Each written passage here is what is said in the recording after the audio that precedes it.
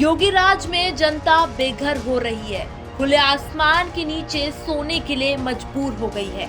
बूढ़े, बच्चे या फिर नौजवान, हर कोई अब प्रशासन से त्रस्त आ चुका है।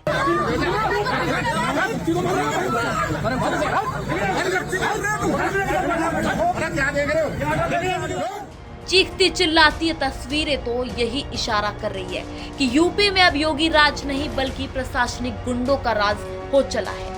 ये मामला संभल के चंद्रोसी क्षेत्र के फड़ियाई बाजार का है, जहां जर्जर मकानों की लिस्ट में कोर्ट में विचाराधीन मकान का नाम भी शामिल कर दिया गया है और पीड़ितों को बिना नोटिस बेघर कर दिया गया है। आपको बता दें कि एक 90 वर्ष से रह रहे परिवार को प्रशासन और पुलिस ने अपने रुतबे का खौफ दिखाकर गरीब के आशियाने पर बुलडोजर चलाकर उससे बेघर कर दिया। पूरी रात वह परिवार छोटे छोटे बच्चों के साथ खुले आसमान के नीचे रात बिताने पर मजबूर हो गया। लेकिन अब बड़ा सवाल ये उठता है कि नगर में समाज सेवा और हिंदू संगठनों का दम भरने वाले आखिर वे संगठन कहाँ रहे, जो समाज सेवी जिसकी आंखों के सामने आशियाना टूटता रहा। टूटता आशियाना, बिखरा सामान ये साफ बयां कर रहा है कि अब उत्तर प्रदेश में सुरक्षा नहीं है। उन्होंने तो कुछ ना बताया। जैसे ही आए सबसे पहले मेरा नाम पूछा, प्रशांत वशिष्ठ। मैंने कि जी, एकदम पकड़ गए और ले आने लगे। टूटना ही है। मैं कागज़ दिखाता रहा मगर धक्के मार के ले गए पूरे परिवार के साथ, जिसमें मेरी क्या मैं 4 महीने की भतीजी भी थी, उसकी माँ और मेरी 12-13 साल की लड़की को भी ले गए। उसे मारते पीटते वहाँ पे ले गए। मैं कागज़ दिखा रहा हूँ, मुझसे कागज़ भी छीन लिए और उल्टा मेरे ऊपर इल्ज़ाम लगाया कि मैंने पुलिस के साथ बदतमीजी करी है। और जबकि पूरे दिन वहाँ बैठाया लगा, हथकड़ी डाल के फिर मुझे एसडीएम कोर्ट ले गए। वहाँ मेडिकल करवाया पहले सरकारी अस्पताल में। कुछ भी ना करा, बस ये कहा कि मेरे मकान के कागज़ हैं। मेरा मामला मुकदमा उसमें चल रहा है न्यायालय में, उसमें देख लो। तो उन्होंने किसी उसकी कोई नहीं सुनी और तुरंत सबसे पहले मुझे बंद करा। आपके पास फोन भी आ रहे हैं कुछ लोग, क्या है, क्या कह रहे हैं? वो पहले आ रहे थे कि फैसला कर लेना, तो ये कहना मैं ऐसी तैसी मर जाएगी। जिसमें मुख्य रूप अब तक किसी ने संपर्क किया आपसे? ना अभी किसी ने नहीं करा। कोई धमका रहा है आपको? अभी फिलहाल में तो नहीं है। कोई अधिकारी वगैरह आपसे मिले? अधिकारी वगैरह मिले, उन्होंने कुछ ना करा। मिलने के बाद उन्होंने बस यही करा कि तुम यहाँ के बैठ जाए, निर्माण गलत है और ये टूटा फूटा है, और जबकि पूरा पक्का मकान था। उन्होंने इस तरीके से ये करा, ये प्रशासन का सहायता लेके करा है इन्होंने। और वहाँ कोतवाली ने भी मुझे टॉर्चर करा है। बाकी ये कह रहे हैं कि हमने बहुत करा, गाली बक के बात करी है। और कागज़ वागज सब ले गए हैं। यहाँ पे एक भी कागज़ नहीं है जो मेरी प्रॉपर्टी के, जो उसमें न्यायालय में चले था वो कागज़ से एक कागज़ नहीं है उसमें का। और उसमें पैसे वैसे थे, कुछ नहीं है उसमें। आधा सामान उसमें दबा के चले गए हैं। बेड दीवान सब तोड़ दिया, सब ड्रेसिंग ब्रेसिंग कुछ कोई चीज़ नहीं है। मतलब जो गुल्लकें थी, गुल्लक सब खाली पड़ी हैं। यहाँ पे गुल्लक पूरी आई हैं और उसमें खाली हैं सब पैसे। वहीं आपको बता दें कि शनिवार को बेघर हुए परिवार से मिलने कई संगठनों के लोग वहां पहुंचे और उन्होंने क्या कुछ कहा, तो चलिए आपको सुनाते हैं। इनका दुख देख के बड़ा अजीब सा लग रहा है।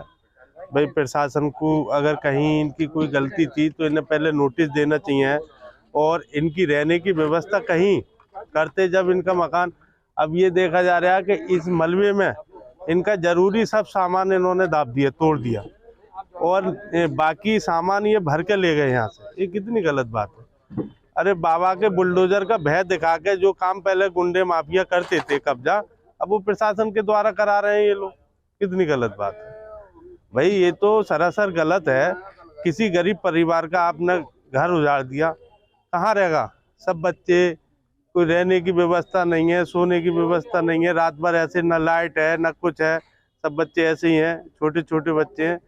तो इनके बारे में भी सोचा जाए। कोई गरीब आदमी, इस भवन का जो विध्वंस किया गया है वो इसके जर्जर अवस्था के होने के कारण नहीं किया गया है। दरअसल इसकी एक प्रॉपर्टी की डील हो गई थी 2 साल पहले।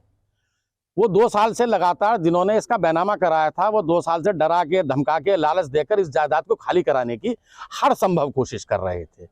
जब उन्हें अपने प्रयासों में सफलता नहीं मिली तो तब उन्होंने एक तकनीकी पहलू पकड़ते हुए स्थानीय प्रशासन के सहयोग से इसे डिसमेंटल कर दिया और अपनी जायदाद की, उनके परिवार की बेदखली करा दी। देखिए, ईश्वर जानता है कब तक रहेगा, जब या तो प्रशासन इस मामले में कोई व्यवस्था कराए, इन लोगों के सिर पर छत आए। कोई नोटिस नहीं तामील कराया गया, कोई विधिसंगत प्रक्रिया भी नहीं अपनाई गई।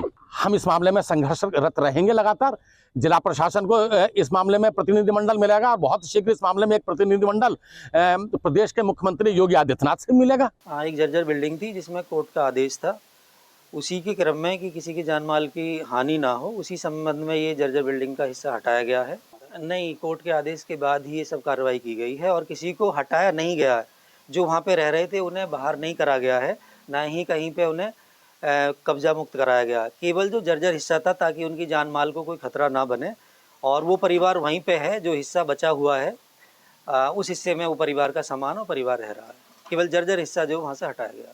ये एसडीएम कोर्ट का आदेश है कि जहाँ जर्जर बिल्डिंग्स होती हैं तो लोगों की जान माल की सुरक्षा के लिए और जर्जर बिल्डिंग्स को हटाया जाता है। कई जगह घटनाएं हो जाती हैं जहाँ पे जान माल का काफ़ी नुकसान होता है। इसी के मद्देनज़र जहाँ जर्जर बिल्डिंग्स होती है उन बिल्डिंग्स को गिराकर वहाँ पे सुरक्षित माहौल रहे, इसीलिए ये चीज़ें की गई। कल ये फड़ियाई बाज़ार में एक यहाँ पर बहुत पुराने टाइम से ट्रांसपोर्ट चलती थी और एक परिवार इसी में रहता था। उसको पर बुलडोज़र चला और ये बुलडोज़र सरकारी बुलडोज़र था, सरकार की तरफ से चलाया गया। इसमें सब नगर पालिका वगैरह इन्वॉल्व थे, क्योंकि ये परिवार यहाँ बहुत दिनों से रह रहा था। इसको ना तो कोई नगर पालिका द्वारा ना उपजिलाधिकारी द्वारा कोई नोटिस किया गया। इस पर एक बाद भी पिछले कई वर्षों से चल रहा था मुकदमा। मेरी जानकारी में जहाँ तक आया कि इस संपत्ति को 2 वर्ष पूर्व कुछ लोगों ने खरीद रखा है, और वो किस नेचर के लोग हैं और किस किस्म के व्यक्ति हैं। जो भी घटना हुई है वो गलत है, उसका समर्थन नहीं किया जा सकता, उसका विरोध किया जाएगा। मैं सांसद संभल साहब को पीड़ित परिवार की ओर से जो प्रार्थना पत्र और जो मूल कागज़ दिए जाएंगे उसको लोकसभा के अंदर कार्रवाई में लगवाऊंगा। उस पर लोकसभा में वो क्वेश्चन उठाया जाएगा और उन्हीं के पत्र के माध्यम से माननीय मुख्यमंत्री जी तक पत्रावली को भेजा जाएगा, जिससे पीड़ित परिवार को न्याय मिल सके। ये जो हुआ है एक भूमाफिया और बाहुबलियों के नेतृत्व में काम हुआ है। स्थानीय प्रशासन हो या जो भी अधिकारी से इन्वॉल्व हो उनके खिलाफ कार्रवाई भी होनी चाहिए। सबसे खास बात यह कि आपने एक जर्जर भवन दिखा के जो उसको तोड़ा है वो आप एक तरह से दिखा रहे हैं लीगल है, लेकिन उससे पहले आपने उनकी रहने की व्यवस्था क्यों नहीं करी। हमारा मुद्दा यह है कि मैं चूँकि पार्टी में चला उपाध्यक्ष भी समाजवादी पार्टी का, तो अगर मैं पार्टी के नाम से टैग लूँगा तो लोग कहेंगे पार्टी पॉलिटिक्स हो रही है। लेकिन ये मुद्दा हम सांसद डॉक्टर शफीक रहमान साहब को और विधायक जियाउर रहमान को बता चुके हैं, और हो सकता है आने वाले समय पर ये मुद्दा लोकसभा से लेकर विधानसभा की गलियों में भी गूंजे और उठे भी, जिससे कि पीड़ित परिवार को न्याय मिले। सबसे बड़ी बात यह है कि कोई आज की तारीख में तो शुरुआत है चंदौसी के लिए जो भूमाफिया इस तरह काम कर रहे हैं, कहीं ऐसा ना हो ये एक मकड़जाल बन जाए और चंदौसी की जनता बहुत परेशान हो जाए। अब देखने वाली बात ये होगी कि क्या गरीब लोगों को कोर्ट से इंसाफ मिल पाएगा। फिलहाल संभल से जनहित टाइम्स के संवाददाता सरफराज अंसारी की रिपोर्ट।